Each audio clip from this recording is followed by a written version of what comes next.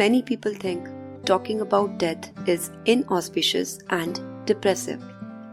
Well, thinking and talking about suicide is depressive, talking about death is not. Because no matter who we think we are, this is where we are destined to go one day. It doesn't matter whether you and I like it or not, whether we want it to happen to us or not. Absolutely nothing can stop it. So don't you think it's foolish that we avoid talking about it? We plan and talk about so many things in life for which there is no surety if they would ever happen or not. So don't you think we must talk about something which is for sure inevitable? So only those who think they will not die should be the only ones to escape the topic of death.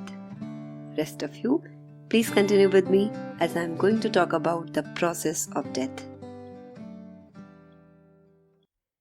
Let me tell you why I am calling it a process. Once you onboard a train to go somewhere, your destination may seem far away, but as soon as the train starts, the process of reaching the destination is on. Similarly, once we are born and the journey of life starts, we approach our death with every passing moment. The process of death is always on. In fact, in any other journey, trains can sometimes encounter failure or accidents before reaching their destination, but the train of life is such that even if it encounters an accident and breaks in between, it will ensure we reach the same destination. In fact, in that case, we'll reach little before time. Isn't it? Jokes apart, life and death are not two distinct digital ends. You understand the difference between a digital and an analog clock? In a digital clock, you jump from, say, a minute to the next, but in an analog clock, you see the process. The journey between birth and death is also like an analog clock in which you see the transition happening from one state to another. You don't suddenly jump to the next state. You slowly proceed towards it. And this is not philosophy. We all know that every moment in our body, new cells are born and the old ones die. As we grow older, the rate of generation of new cells reduces, but the old cells are still dying, which we call degeneration or aging. Once the degeneration supersedes the generation, the end of the physical body is close. But this physical body is not the only existence we have. There are 4 other layers of our existence. And the pranamaya kosh is the one that supplies the pranic energy because of which the annamaya kosh or our physical body is alive. This pranic energy has 5 manifestations which we call the panch pran, and without them this body will have no life. And that's why when someone dies, we say his pran has left the body. If these terms are new for you or you need a recap, you can listen to my episodes on Panch Kosh and Panch Pran. There are 5 types of pranic energies in our body: Pran, Apan, Udan, Saman and Vyan, each governing different functions and parts of our body. At the time of death, these 5 pranic forces do not leave the body in a single moment. It is a process running over a few hours. Pranavayu, which resides between the throat and the chest and governs the breathing, is the first one to leave. As soon as it does, breathing stops, and the person is declared medically dead. Because we know someone to be alive because of physical and mechanical processes happening in the body. So the moment the breath stops, he is dead for us. But life energy is not yet completely gone. There are 4 other pranavayus that are still in the body and they take time to leave. Till the other vayus are in the body, the pranavayu tries hard to come back to the body, especially in case the death was untimely and the person was very vibrant in energy during his or her life. It happens rarely, but there are cases when a medically dead person comes back to life. Usually, this revival of pranic force is not permanent and is only for a short period, but in some cases, the person who was once declared dead lives his complete life. These are the cases when the pranic energy had left the body accidentally, not because it was time for it to go. And so, it comes back to life because of its persistence to remain in the body. Of course, this is rare, but when it happens, we think it's a miracle because we don't know how it happens. So let me tell you that we all experience leaving of the pranavayu momentarily when we sneeze.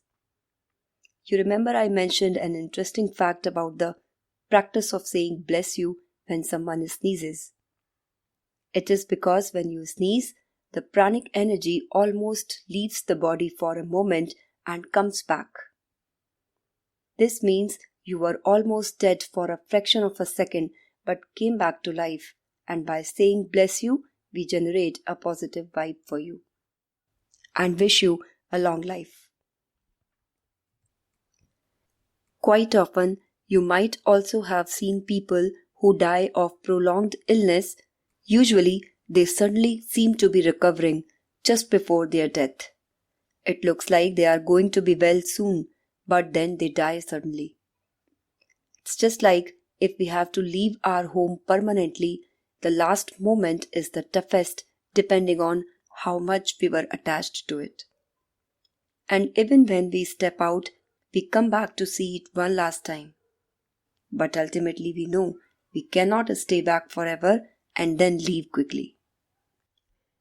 Same is the case with pranavayu of a person who is not very conscious about it. Those who are conscious and in full acceptance of the mortality of the physical body can leave their body easily. Like accomplished spiritual seekers leave their body at will.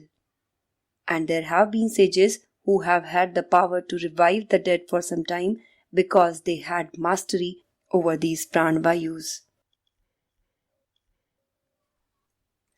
Now coming back to the point, as the pranavayu leaves and the person is dead for a normal observer, the other manifestations of the life forces are still on.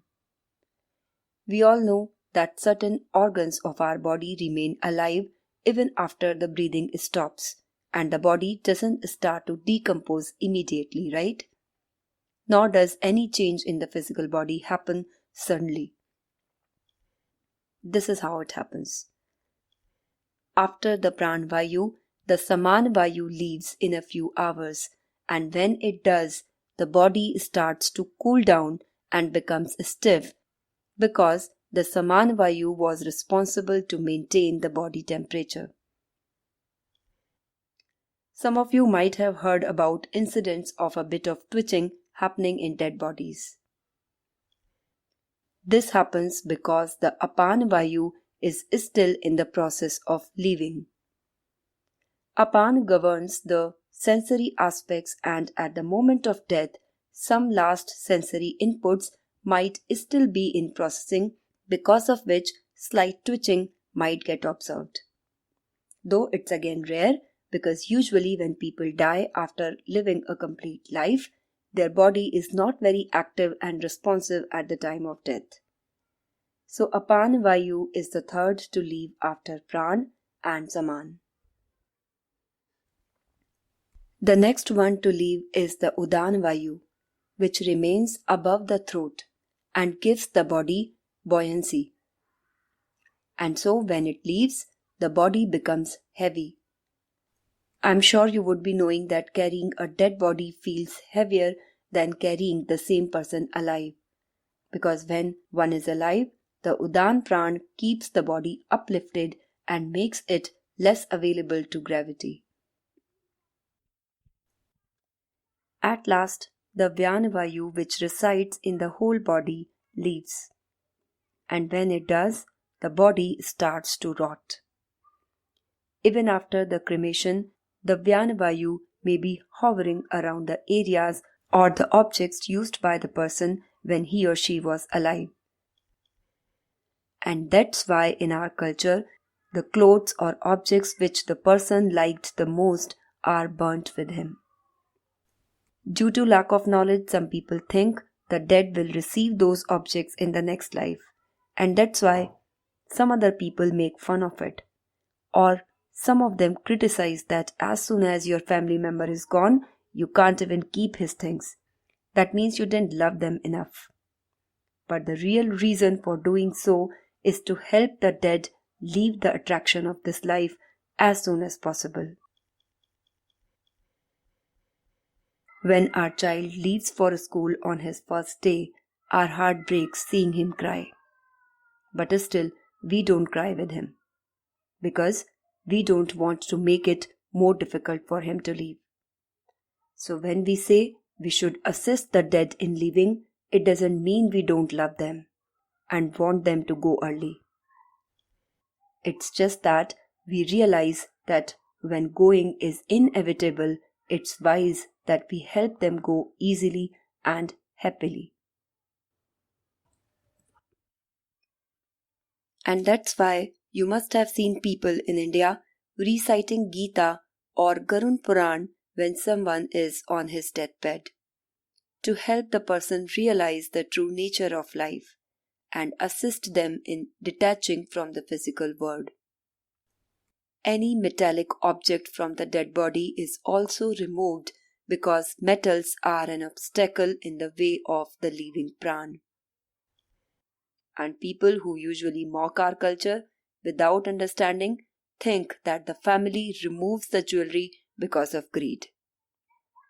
Well, some people might be greedy as well, but that doesn't mean the ritual is promoting it. The ritual has its own significance.